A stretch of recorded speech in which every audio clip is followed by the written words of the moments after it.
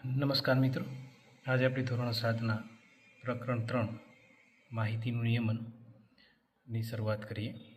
તો માહિતીનું નિયમન જેના શબ્દમાં જ સમાયેલું છે કે માહિતી મતલબ તમે ગામની અંદર જાઓ અને ગામના કેટલાક ઘરની અંદર સંદેશ ન્યૂઝપેપર આવે છે, ગુજરાત ન્યૂઝપેપર આવે છે, તે બધાની માહિતી તમે એકઠી કરો.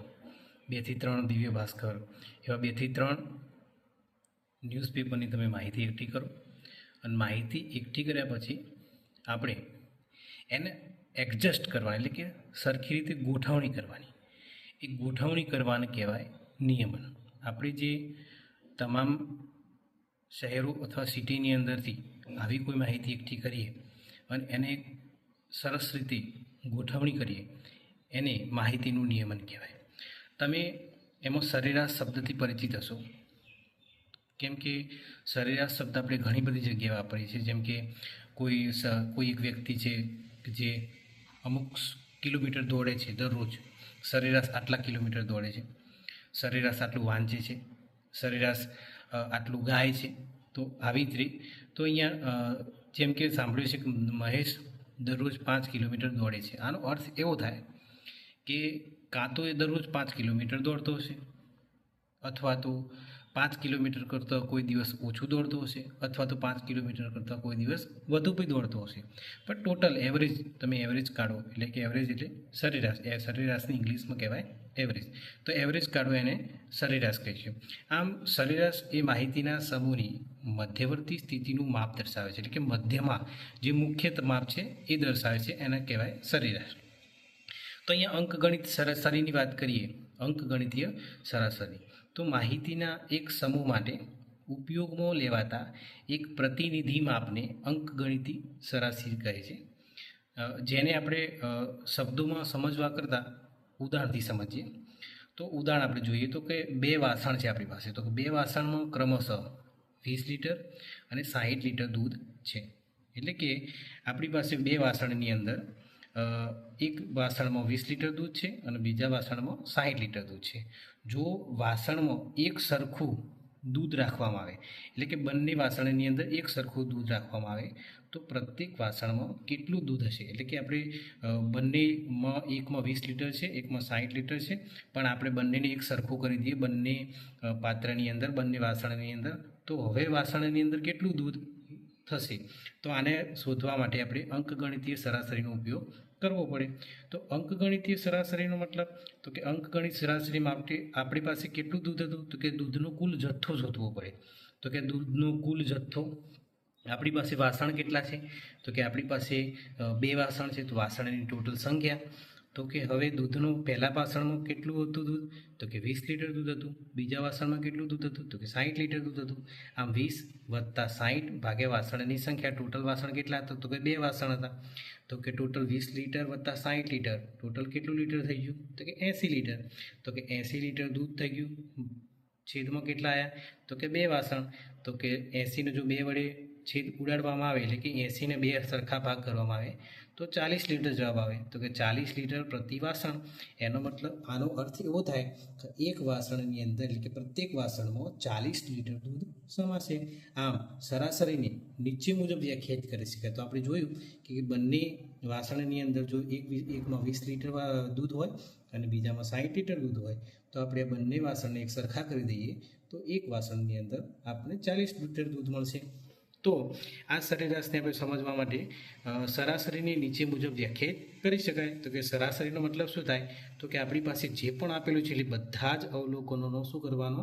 સરવાળો ભાગ્યા અવલોકનોની સંખ્યા, એટલે કે કુલ કેટલા અવલોકનો આપેલા છે એની સંખ્યા લખી દેવાની.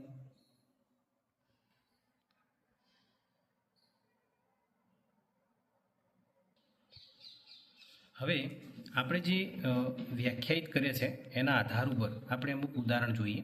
તો ઉદાહરણ નંબર 1 આપેલું છે. એમાં શું છે?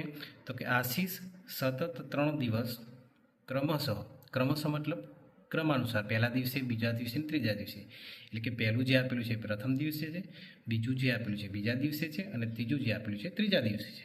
તો કે 4 કલાક, 5 કલાક અને 3 કલાક અભ્યાસ કરે છે તો તેનો દરરોજ અભ્યાસનો સરાસરી સમય કેટલો હશે? તો કે દરરોજના ટોટલ દિવસ 3 દિવસની અંદર એનો સરેરાશ સમય કેટલો અભ્યાસ કર્યો હશે?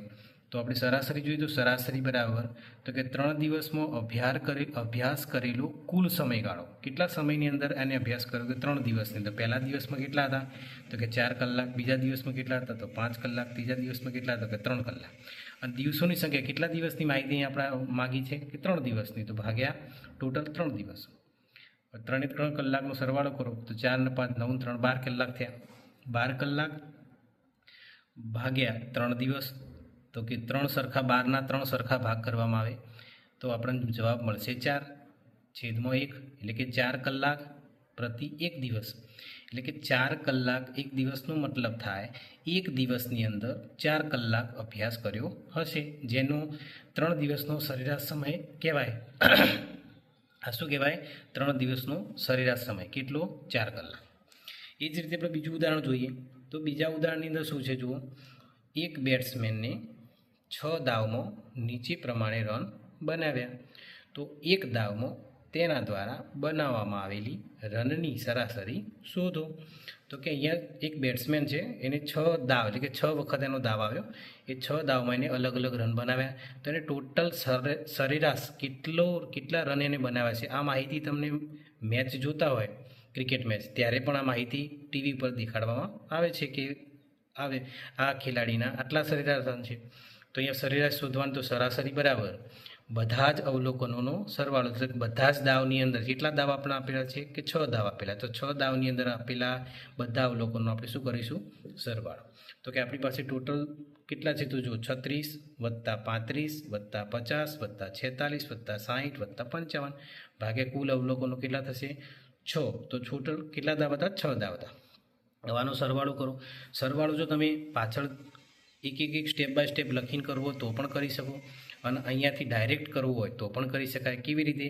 તો કે બધાના એકમ નંગ જોઈશું. તો કે કેટલા? 5 0 5 ને 6 11 11 + 0 0 0 + 5 11 ને 5 11 ને 5 16 16 ને 6 22 22 નો બગડો વધી આવી 2. અપૂર્ણાંકનો આપણે કરીએ તો કે અહીંયા કેટલા આવ્યા? તો કે 5 વધી કેટલી હતી? તો કે 2 5 ને 2 7 7 ને 6 13 13 ને 4 17 17 ને 5 22 22 ને 3 22 ને 3 25 25 ને 3 28. આમ 282 રન તમે બનાવી શકો ભાગ્યા 6. તો આમ 282 ભાગ્યા 6 કરો એટલે એનો ભાગાકાર આવશે 47. કેટલો આવશે? 47. તો કે 47 ભાગ્યા 1 47 રન પ્રતિ દાવ. તો કે 47 રન પ્રતિ દાવ ગણો તમે તો તમારે ભાગાકાર કરવો તો અહીંયા પણ કરી શકો તમે. સાઈડમાં તમારી પાસે 282 ભાગ્યા 6 6 ચોક 24 કેટલા વધ્યા? તો કે 8માંથી 4 જાય તો 4, 2માંથી 2 જાય તો 0, ઉપરથી ઉતાર્યો પકડો. 6 7 42 42માંથી 2માંથી 2 જાય તો 42માંથી 42 જાય તો 0. તો આપણી પાસે કેટલો જવાબ આવ્યો?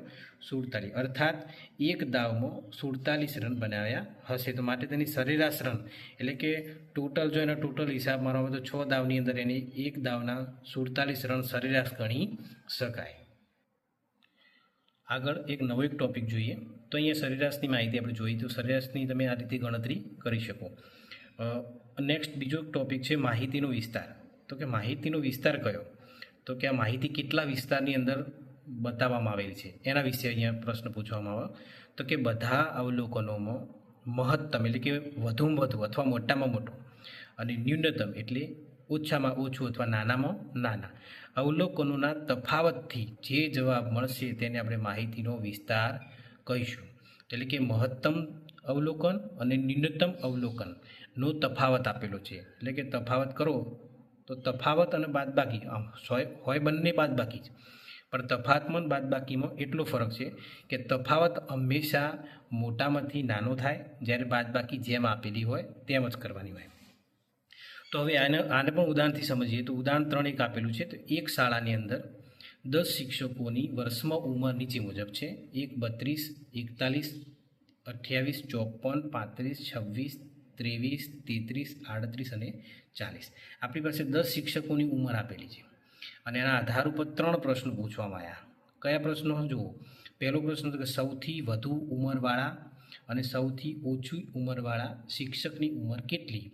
બીજો પ્રશ્ન, શિક્ષકોની ઉંમરનો વિસ્તાર કયો છે? ત્રીજો પ્રશ્ન, આ શિક્ષકોની સરેરાશ ઉંમર શોધો. એટલે કે પહેલા પ્રશ્નની વાત કરીએ તો સૌથી વધુ ઉંમરવાળો, તો આમાંથી સૌથી મોટો જે હશે એ સૌથી વધારે ઉંમરવાળાનો થશે અને સૌથી નાનો હશે એ સૌથી ઓછી ઉંમરવાળો થશે.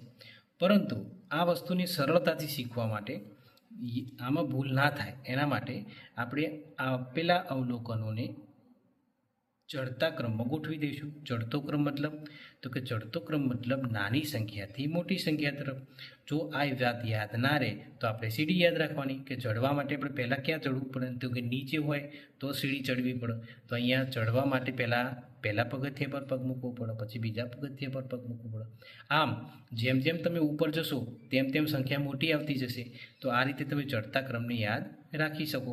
તો કે ચડતો ક્રમમાં ગોતો તો આમાંથી સૌથી પહેલાં ચેક કરવા માટે તો કે સૌથી નાનો કોણ ભાઈ? સૌથી નાનો તો કે સૌથી નાનો 23 છે. કેટલું છે? 23. પછી એનાથી નાનો તો કે 26. જેમ જેમ તમે લખતા જાઓ એની નીચે તમારે લીટી કરતા જવાનું, જેથી કરીને આપણે એને ફરીથી જોવું પડે નહીં. 26થી મોટો કોણ? તો કે 28. 28થી મોટો કોણ? તો કે 28થી મોટો 32. 32થી મોટો કોણ? તો કે 32થી મોટો 33. 33થી મોટો કોણ? તો કે 33થી મોટો 35. 35થી મોટો કોણ? તો કે 38. 38થી મોટો કોણ? તો કે 40. 40થી મોટો કોણ? તો કે 41. 41થી મોટો કોણ? તો કે હવે એક જ વધ્યો છે કોણ? 54. તો આમ તમે એક એક લખતા જાઓ અને નીચે લીટી કરતા જાઓ, જેથી કરીને તમે ફરીથી એના ભૂલ કરશો નહીં. હવે તો કે આપણે અહીંયા તમે જોઈ શકો આપણે ચડતા ક્રમે એને ગોઠવી દીધા છે. તો ગોઠવતા તમને ખ્યાલ આવશે તો કે સૌથી મોટી ઉંમર કેટલી છે ભાઈ? તો કે સૌથી મોટી ઉંમર થશે 54 વર્ષ. કેટલા વર્ષ થશે? 54 વર્ષ. અને સૌથી નાની ઉંમર કેટલી થશે? 23 વર્ષ. કેટલી થશે? 23 વર્ષ. તો અહીંયા પહેલો પ્રશ્ન જે પૂછ્યો હતો કે સૌથી મોટી ઉંમરના શિક્ષકની ઉંમર કેટલી છે? તો સૌથી મોટી ઉંમરના શિક્ષકની ઉંમર છે 54 વર્ષ તથા નાની ઉંમરના શિક્ષકની ઉંમર કેટલી છે? તો કે 23 વર્ષ. તો આમ 54 વર્ષ અને 23 વર્ષ આપણે બંનેને શોધી શકીએ. બીજો પ્રશ્ન તો કે શિક્ષકોની ઉંમરનો વિસ્તાર કયો છે? તો આપણે જે ચડતા ક્રમમાં લખ્યા છે એના આધાર ઉપર આપણે સરળતાથી શોધી શકીએ. તો કે અત્યારે જ આપણે શીખ્યા કે ભાઈ વિસ્તાર મતલબ શું? તો વિસ્તાર મતલબ સૌથી મોટી ઉંમર, મોટું અવલોકન અને સૌથી નાના અવલોકનના તફાવતને આપણે વિસ્તાર કહીએ. તો શિક્ષકોની ઉંમરનો વિસ્તાર શું થશે? તો કે સૌથી મોટી અને સૌથી નાના અવલોકનોનો તફાવત. તો કે સૌથી મોટા કોણ હતા? તો કે 54. સૌથી નાના કોણ હતા? તો કે 23. તો કે 4માંથી 3 જાય તો એકમનાંકનો સરખામણી કરો. 4માંથી 3 જાય તો 1, 5માંથી 2 જાય તો 3. 31 વર્ષ જવાબ આવી ગયો. તો આપણી પાસે શિક્ષકોની ઉંમરનો વિસ્તાર આપણને મળી ગયો. કેટલો? તો કે 31 વર્ષ. ત્રીજો પ્રશ્ન હતો કે શિક્ષકોની સરેરાશ ઉંમર શોધો. તો શિક્ષકોની સરેરાશ ઉંમર જોવા માટે તો કે આપણે શું થાય? તો કે સરાસરી મતલબ આપેલા તમામ શિક્ષકોનો ઉંમરનો સરવાળો. 23 + 26 + 28 + 32 + 33 + 35 + 38 + 40 + 41 + 54. ટોટલ શિક્ષકો કેટલા? તો કે કુલ 10. કેટલા શિક્ષકો છે? 10 શિક્ષકો. આપણી પાસે 10 શિક્ષકોની માહિતી છે. તો હવે નેક્સ્ટ જોઈએ તો કે આનો કરો સરવાળો. તો કે સરવાળો કરો તો અહીંયા સરાસરીમાં આપણે આનો સરવાળો કરીએ. તો પહેલાં એકમનાંકો પકડવાના. તો એકમનાંક કેટલો છે? 4, 4 ને 1 5, 5 + 0 5, 5 ને 8 13, 13 ને 5 18, 18 ને 3 19, 20 21 22 23 ને 8 23 ને 8 31, 31 ને 31 6 3 9 31 ને 9 40, 40 ની 0 વધી આવી તો કે વધી આવી 4. ચલો 4 ને 5 9, 9 ને 4 13, 13 ને 4 17, 17 ને 3 18 19 20 21 22 23 24 25 26 27 28 29 30 31 32, 33, 34, 35. તો આપણી પાસે 35 મૂકી દો, પાછળ 0, 350 આવી ગયા. ટોટલ સરવાળો કેટલો થયો? 350. શિક્ષકો કેટલા? 10. તો પાછળના 0 0 ઉડી ગયા. તો 35 વર્ષ ભાગ્યા 1 શિક્ષકો, મતલબ એક શિક્ષકની સરેરાશ ઉંમર 35 વર્ષ થાય. આ રીતે તમે સરેરાશ, માહિતીનો વિસ્તાર, ચડતો ક્રમ અને આ રીતે તમે શોધી શકો. અને આના ઉપરથી તમે સ્વાધ્યાયના પ્રશ્નો ગણવાનો પ્રયત્ન કરજો. જો તમને કોઈ પ્રશ્નમાં અડચણ દેખાય તો મને કોમેન્ટ કરીને જણાવશો અને આ ચેનલને સબસ્ક્રાઈબ કરશો. ધન્યવાદ.